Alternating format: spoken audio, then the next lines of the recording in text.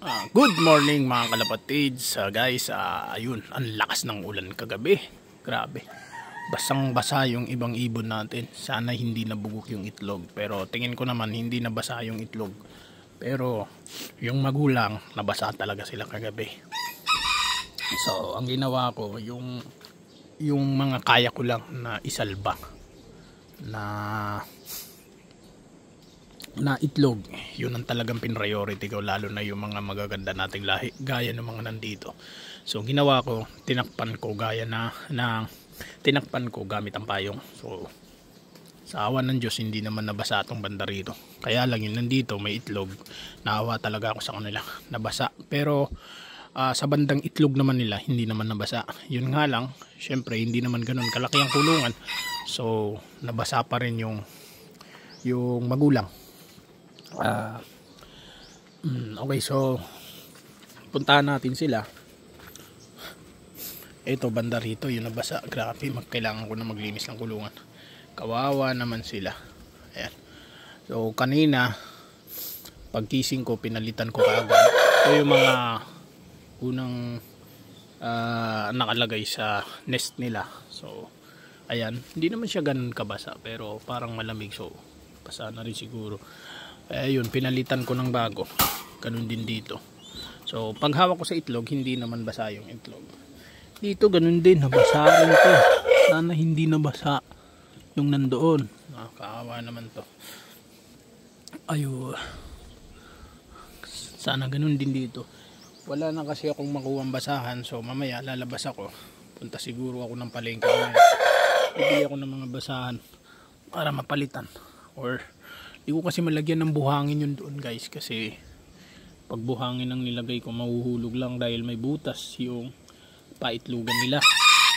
Dito kanina tinanggal ko yung karton dahil basang basa talaga, grabe kanina. Ayun no, ganyan ang pagkakabasa ng karton. Kakapalit ko lang yan kahapon, pero ngayon tinan mo, basang basa na naman. So siguro sa mga susunod na araw papalitan ko na lang siguro tong sahig nila para yung tae diretso na sa baba. Kaya naman kasi ako naglalagay ng karton, kasi nga para naiipon na lang yung tae, hindi ako mahirapan maglinis. So dito ganun din guys, sarin sila dito, kakaawa talaga. Sana kayanin ng sisiyo. Mamaya check ko yung sisiyo kung kamusta sila. Ito tinakpan ko talaga to, hindi ito nabasa. Ganun din dito, hindi rin ito nabasa. Ito talaga priority ko na wag mabasa guys, kasi magaganda linyada itong mga to.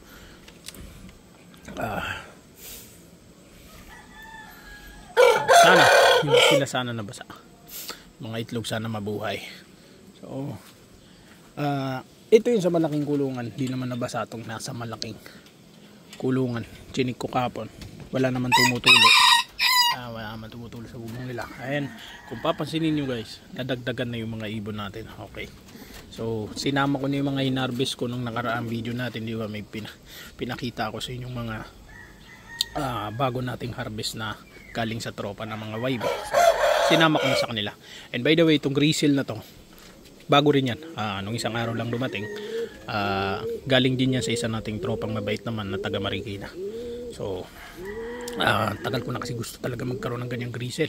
So nung nakita ko sa kanya yan, talagang di na ako nagdalawang isip na arborin sa kanya. Okay, hindi muna kayo lalabas ngayon dahil medyo nagsasama ang panahon, pero mukhang maganda naman na, may araw naman na. Pero hindi pa rin. Mag-aayos muna tayo ng kulungan, ha? Hindi muna kayo lalabas ngayon. Kulungan nyo muna ayusin ko. Gaya nung sayo ko, dumi na yung ilalim. So dito muna kayo, tumambay muna kayo. Mamaya tatanggalan ko ng tape yung iba, kasi yung iba dyan guys naka-tape. Mamaya tatanggalan ko para nang sa ganun pwede silang makalipad-lipad, makadapo sa taas. Malaki naman tong kulungan guys, malaki naman yan. So siguro lalagyan ko rin ng isa pang dapuan dito, no, pahingahan nila para hindi na sila. Ang haba ng pakpak nitong grizzle na to, no? Comment nyo nga guys kung pag mahaba ba ang pakpak maganda rin ang lipad, kasi may nagsabi na pagkalagpas daw buntot ang pakpak hindi raw maganda ang lipad ng ibon. Naalala ko nung bata ko, may nakuha akong ganyang grizzle. Hindi naman young bird, ganyan ding grizzle. yung pakpak nun lagpas buntot.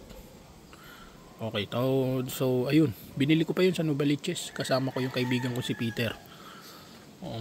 So, by the way, si Peter nung bata ako, isa yun sa mga kababata ako nung bata ako, meron siyang grisel na Netoy, di ba? Kaya Netoy ang kaya mga nasabi ko sa mga nakarang video natin, yung Netoy noon nung araw pangit na ibon ang tingin ng tao diyan. So kasi malitang ilong, bobo daw, ganun.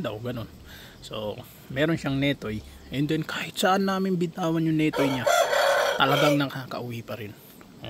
So doon ako nagkaroon ng interest mag-alaga ng kulay grisel, kasi parang nung bata ako, parang nagustuhan ko talaga yung Netoy niya. So ayun, pumunta kami ng Novaliches, nakakita kami ng isang grisel. So hindi naman ako aware sa mga edad ng ibon na pagka matanda na mahirap na paamuhin or hindi na talaga mapapabatcher. So ang ginawa ko, binili ko yung Netoy, binili ko yung grisel. Hindi siya Netoy guys, racing yun, malaking ilong yun. Binili ko yung grisel na yun, and then inuwi ko sa bahay. Haba talaga ng pakpak niya. Sabi pa na sa akin ni Peter, naku, maglakas lumipad to, mahaba ang pakpak So di naman ako aware sa ibon na yon. 2 weeks nilagyan kong tape sa loob ng 2 weeks. Okay, lakad-lakad ko lang sa bakuran namin, and then nung tinanggal ko yung pakpak, ayun, lumipad. Nakita ko yung lipad niya, ang ganda talaga ng lipad niya guys, napakabilis.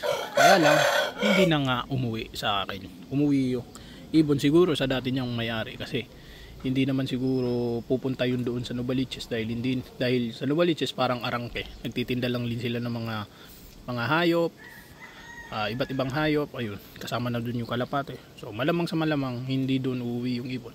So hindi na namin binalikan ni Peter, hayaan na lang namin. So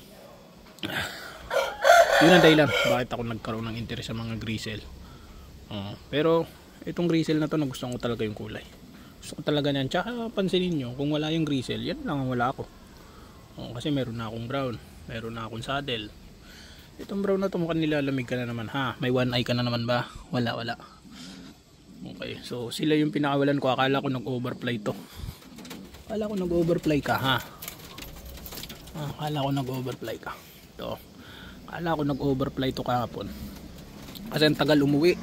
Anong oras na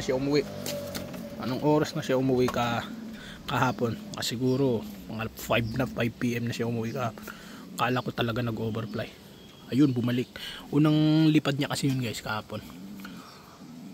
So sa awan ng Diyos, bago umulan, nakauwi na silang lahat. So wala namang nabasa sa kanila.